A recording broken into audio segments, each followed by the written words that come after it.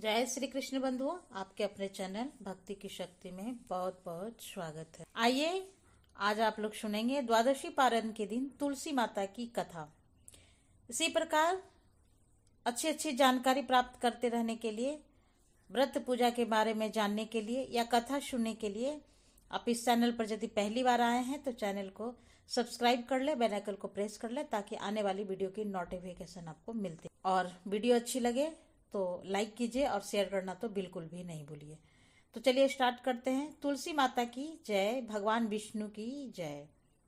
जो भी भक्त सच्चे श्रद्धा के साथ भगवान विष्णु का पूजन करते हैं, भगवान शालिग्राम का पूजन करते हैं, माता तुलसी का पूजन करते हैं, एकादशी का व्रत करते हैं, इससे भगवान श्री हरि विष्णु अति प्रसन्न होते हैं और अपना कृपा प्रदान करते हैं। एकादशी का व्रत जो कि सभी प्रकार के पापों को नष्ट करने वाले हैं और व्यक्ति के जब पाप और ताप नष्ट होते हैं तो उसके पुण्य का उदय हो पाता है और सभी प्रकार के फिर सांसारिक सुखों की प्राप्ति होती है। हिंदू धर्म में तुलसी का बड़ा ही विशेष महत्व माना गया है और माता तुलसी जो कि अपने भक्तों के सभी प्रकार के पापों को नष्ट करने वाली है और भगवान विष्णु को जो कि तुलसी दल अति प्रिय होते हैं। बिना तुलसी दल के भगवान विष्णु उस पूजन को स्वीकार नहीं करते हैं और जहाँ पर भी तुलसी का वृक्ष होता है वहाँ पर यम के दूत भी असमय नहीं आते जाते। इसलिए चाहिए कि माता तुलसी का पूजन करें और तुलसी वृक्ष के नीचे जो कि दीपक जलाना चाहिए। इससे माता तुलसी अपना कृपा प्रदान करती है। माता तुलसी का विवाह जो कि भगवान शालिग्राम के साथ विधि विधान के साथ कार्तिक के महीने में किया जाता है और प्रत्येक दिन भगवान विष्णु का पूजन करना चाहिए। भगवान विष्णु के पूजन के साथ साथ माता तुलसी का पूजन करते हुए कथा का भी श्रवण करना चाहिए। इससे भगवान विष्णु और माता तुलसी का कृपा प्राप्त होती है। तो आइए सुनते हैं द्वादशी पारण के दिन तुलसी माता की कथा। तो तुलसी माता से जुड़ी हुई एक कथा जो कि बड़ी ही प्रचलित है। श्रीमद् देवी भागवत पुराण में इसके दिव्य अवतरण की दिव्य लीला कथा भी बताई गई है। एक बार भगवान शिव ने अपनी तेज को समुद्र में फेंक दिया। उससे एक महातेजस्वी बालक ने जन्म लिया। यह बालक जो कि आगे चलकर जलांधर के नाम से पराक्रमी दैत्य राजा बना और इसकी राजधानी का नाम जो कि जलांधर नगरी दैत्य राज कालनेमी कन्या वृंदा का विवाह जलांधर से हुआ और जलांधर जो कि महाराज था अपनी सत्ता के मद में चूर होकर उसने माता लक्ष्मी को पाने की कामना से युद्ध किया, परंतु समुद्र से ही उत्पन्न होने के कारण माता लक्ष्मी ने उसे अपने भाई के रूप में स्वीकार किया। वहां से फिर पराजित होकर वह माता पार्वती को पाने की लालसा से कैलाश पर्वत पर पहुंच गया और भगवान देवादिदेव शिव का ही रूप धारण कर माता पार्वती के समीप गया, परंतु माता ने अपनी योग बल से उसे तुरंत ही पहचान लिया तथा वहां से अंतर्ध्यान हो गई। देवी पार्वती ने क्रुद्ध होकर सारा वृतांत भगवान विष्णु को सुनाया।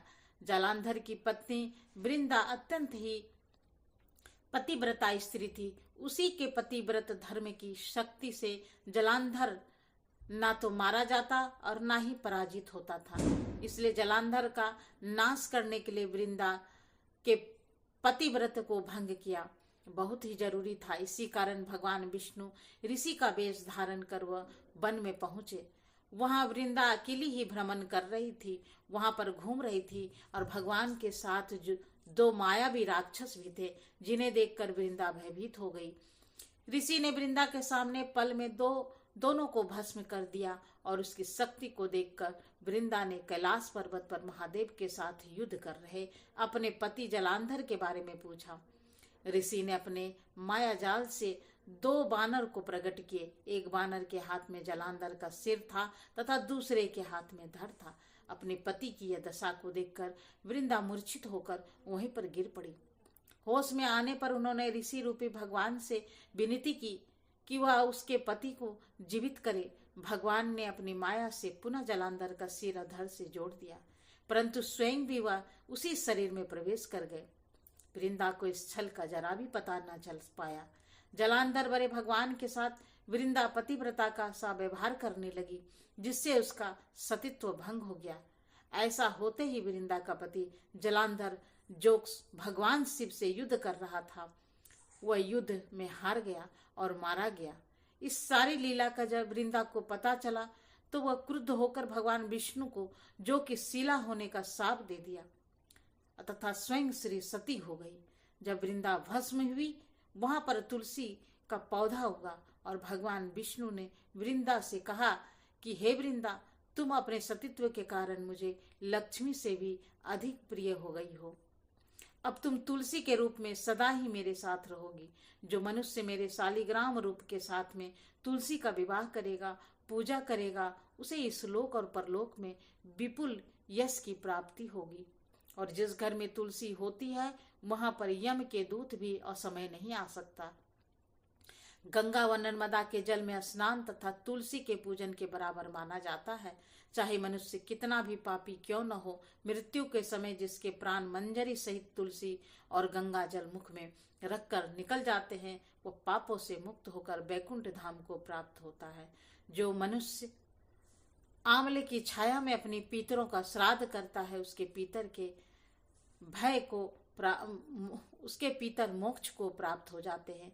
इस प्रकार से जो भी भक्त सच्ची श्रद्धा के साथ भगवान विष्णु का पूजन करते हैं, भगवान विष्णु के तुलसी दल अर्पित करते हैं, भगवान शालिग्राम का पूजन करते हैं, माता तुलसी का पूजन करते हैं, भगवान शालिग्राम के साथ साथ माता तुलसी का विवाह संपन्न करते हैं, उन्हें विपुल यश की प्राप्ति होती है तथा सभी प्रकार के पापों का नाश होता है तथा सभी प्रकार के मनोरथ सिद्ध होते हैं। तो बोलिए प्रेम से भगवान विष्णु की जय, माता लक्ष्मी की जय, तुलसी माता की जय, शालिग्राम की जय। इस प्रकार से जो भी भक्त सच्ची श्रद्धा के साथ, नियम और निष्ठा के साथ भगवान विष्णु का पूजन करते हैं, भगवान शालिग्राम का पूजन करते हैं, तुलसी माता का पूजन करते हैं, उनके सभी प्रकार के दुख और कष्ट दूर हो जाते हैं तथा भगवान विष्णु की कृपा से, माता तुलसी, माता लक्ष्मी की कृपा से व्यक्ति के सभी प्रकार के पाप और ताप नष्ट हो जाते हैं तथा सुख और समृद्धि की प्राप्ति होती है। तो आशा करती हूँ कि यह जानकारी आपको अच्छी लगी है। तो ऐसे अच्छे जानकारी प्राप्त करने के लिए हमारे इस चैनल को, अगर आपने चैनल को सब्सक्राइब नहीं किया है तो सब्सक्राइब कर ले, बेल आइकन को प्रेस कर ले ताकि आने वाली वीडियो की नोटिफिकेशन आपको मिलती रहे। तो फिर मिलते हैं एक नए वीडियो में नई जानकारी के साथ। तब तक के लिए नमस्कार। Thanks for watching.